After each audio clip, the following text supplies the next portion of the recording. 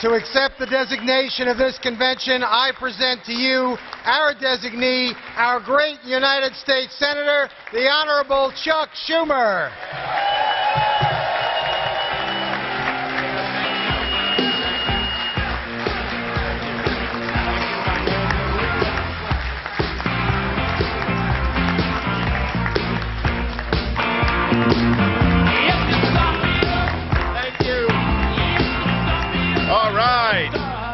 Well, thank you so much, and I am so honored to be here.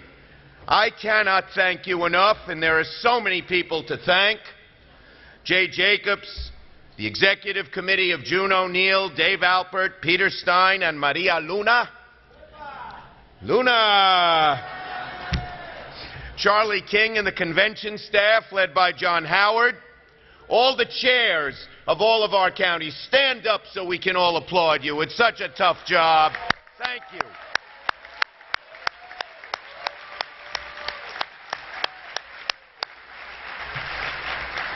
To Governor Patterson and Speaker Silver and Leader Sampson, Controller DiNapoli, Attorney General Andrew Cuomo, my great partner in the U.S. Senate who is doing such a wonderful job, Kirsten Gillibrand, to Charlie Rangel and our great dean and all my colleagues in the House, to Home County Chair Reggie Lafayette, we're here in Westchester, and to the great seconders. I told each of them I was so honored to have this team of seconders. Mike Hine of Ulster County. Nita Lowy got on a plane early this morning from Washington, flew up to help nominate me, and is flying back to Washington now. Thank you, Nita. And to Keith Wright, I want to tell you, Keith, I feel good. And just a moment to pause. Jay Gallagher, friend to so many of us, longtime Gannett political correspondent, just died from cancer. He was 63, and we will miss him and his integrity and his steadfastness reporting through the years. And in God's rhythm of life, Ken Lovett of the Daily News had a baby girl last night. So congratulations to him. Now, my fellow Democrats, I have nothing but fond memories of our conventions. You know, it was 12 years ago in this room, on this very date, that I received the vote of confidence from this convention to take on Al D'Amato. And together, we did. We sent Al D'Amato back home to Island Park. He's happy he's there now. And we put Newt Gingrich on the midnight train back to Georgia.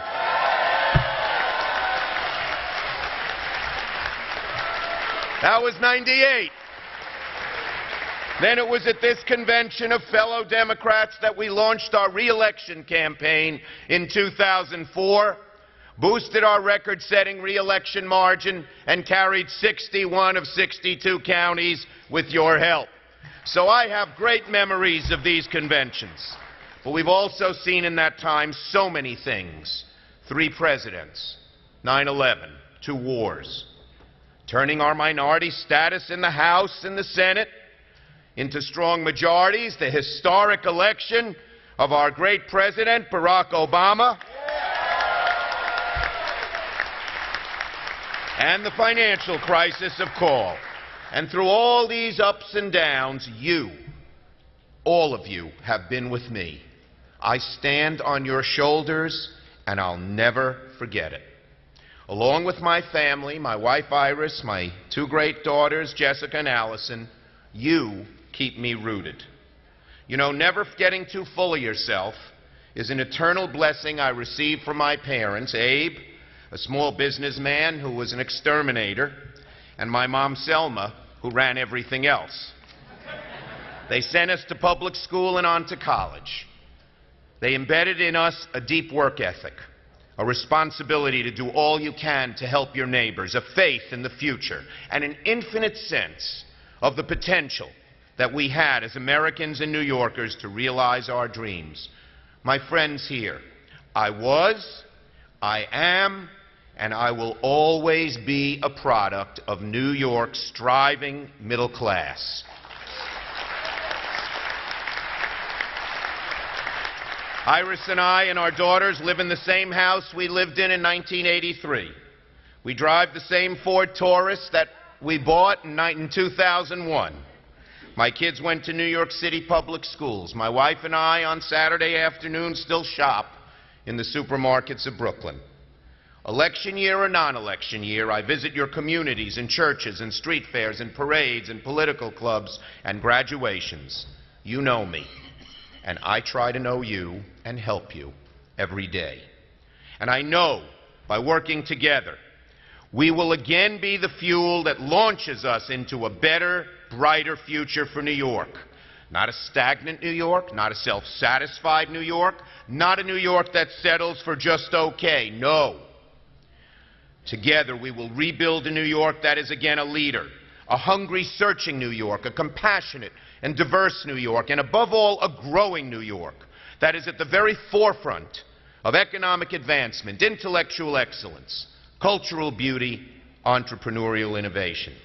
And when I say growth, I am not talking about George Bush, rich get richer, whipped cream on top growth that benefits the big bully with the big spoon. No. I'm talking about growing the whole pie for the whole state and sharing portions equally with the whole table. That's how we build a better New York and how we build a better America, and a sustainable society that helps all its citizens realize their fullest potential. You know, it's a cliche for a politician to say it's a privilege to serve the people of his or her state, but I believe that with every bone in my body.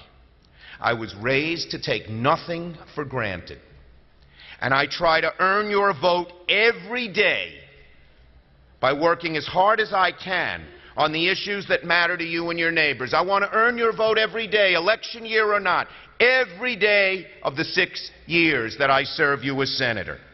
And I get my guidance by constantly visiting your communities, meeting your neighbors, learning about what you and they think needs attention. That's why I visit every one of our 62 glorious counties every year. This year, praise God, I'll do it again. We're already more than halfway there at 35. The 62-county tour started as a response to a political challenge in the '98 campaign. Al D'Amato said they'd never see me west of the Hudson. Has anyone seen me west of the Hudson? They tried to paint me as some aloof, out-of-touch New York City downstater who'd never go north of 125th Street. But it's become the very lifeblood of my Senate tenure. It suits me. It keeps me connected to you. Prevents me from getting too caught up in Washington, D.C., the partisan bickering, the trappings of power. You know, when I first got elected to the Assembly at 23, I was obsessed with knowing every inch of my new Assembly district in southern Brooklyn. I endeavored to learn every block, every group, every church, every subway stop, every apartment building in the whole neighborhood. The joke in the 45th AD was that when two people were talking on a street corner, Chuck Schumer was always the third. It was in my bones. I cared passionately about everything that happened there. When I went to Congress, I did the same thing in a much bigger district that stretched from Brooklyn into Queens. And when I became senator, I threw myself into the massive task of getting to know the whole of this awesome place, this beautiful place we call New York. We institutionalized the 62-county tour. I've been blessed by the voters of this state to undertake this work, and I love it. I love it so much. I wake up every day loving to go to work and loving to visit every part of New York.